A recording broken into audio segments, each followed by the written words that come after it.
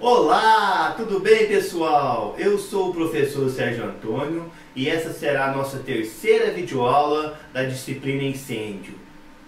Na videoaula passada, aprendemos como o fogo é formado e conhecemos o triângulo do fogo, que vai ser muito útil na aula de hoje. Veremos as classes de incêndio, que vai determinar qual agente extintor iremos utilizar. Vamos começar? A partir de agora, vamos classificar o incêndio. Recordando o triângulo do fogo, podemos observar que, para o incêndio existir, precisamos de três componentes: o combustível, o comburente e o calor de ignição. O cara que vai determinar a classe do incêndio é ele, o combustível.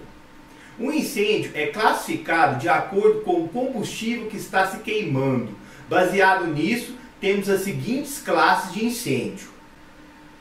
Classe A: incêndios normalmente envolvendo materiais sólidos que queimam em superfície e profundidade e também deixam resíduos. Exemplo: madeira, papel, tecido, etc.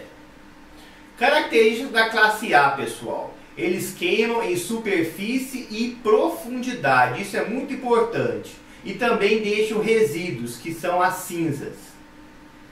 Classe B: temos os incêndios envolvendo os líquidos inflamáveis, queimam somente em sua superfície e não deixam resíduos.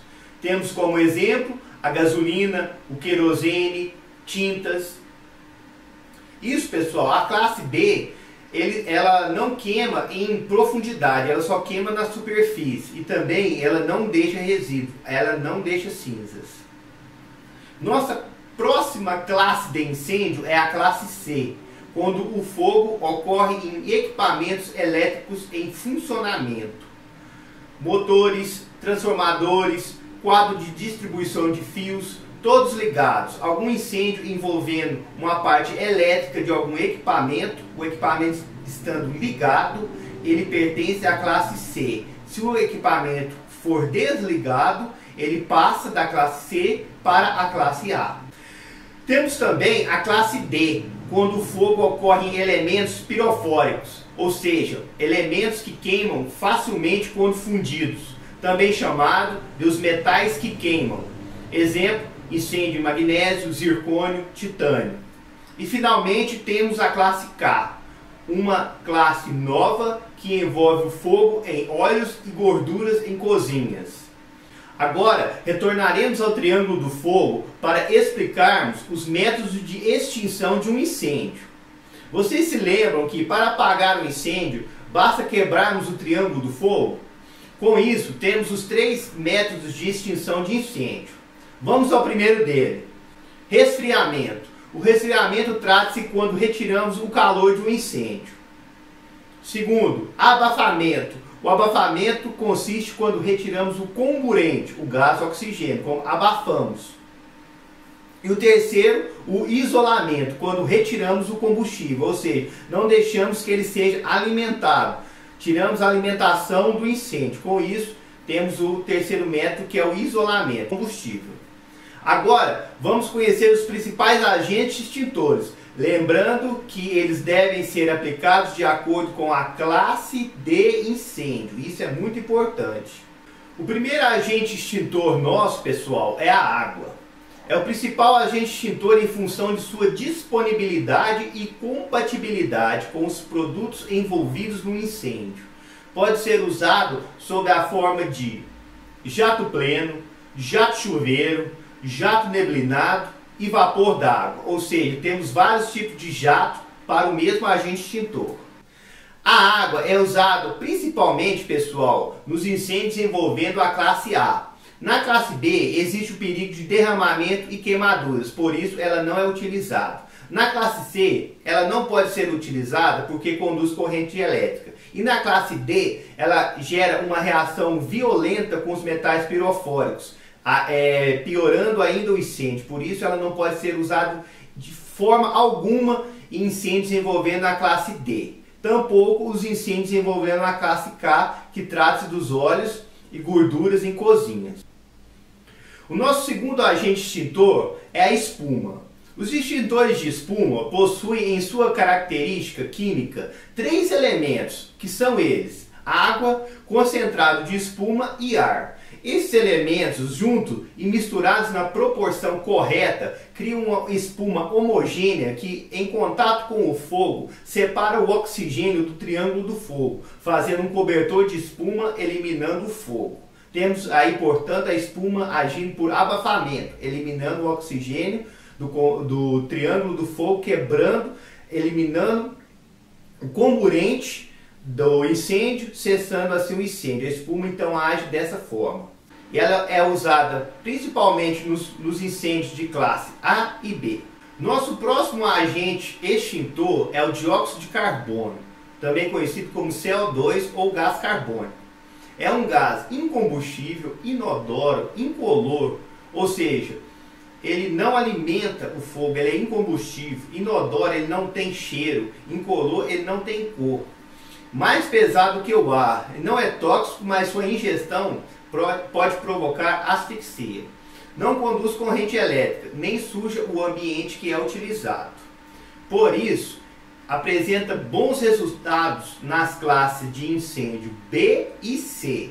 Na classe A, apaga somente na superfície. Então, não é muito útil utilizar ele na classe A, pois a classe A, pessoal, lembrando, são incêndios que queimam em superfície e profundidade.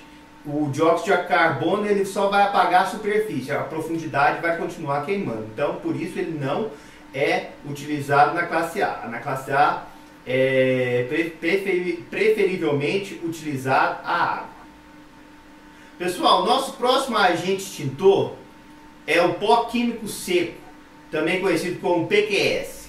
É um grupo de agentes extintores de finíssimas partículas sólidas e possui como características não conduzir corrente elétrica, mas tem o inconveniente de sujar o ambiente, podendo até danificar os aparelhos eletrônicos.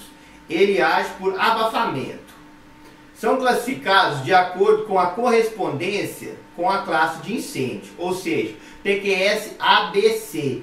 Ele vai ser usado nas classes A, B e C. O PQS da classe BC ele só vai ser utilizado nas classes B e C. Só vai ter rendimento útil nessas classes. E o PQS da classe D ele é utilizado somente naqueles incêndios da classe D, que trata dos materiais, dos metais pirofóricos. Pessoal, finalmente temos extintor à base de acetato de potássio. Este é utilizado nos incêndios da classe K, aquela classe de incêndio que envolve os óleos e gorduras, utilizado em cozinhas, tanto industriais, cozinhas maiores, quanto as cozinhas também de menor porte.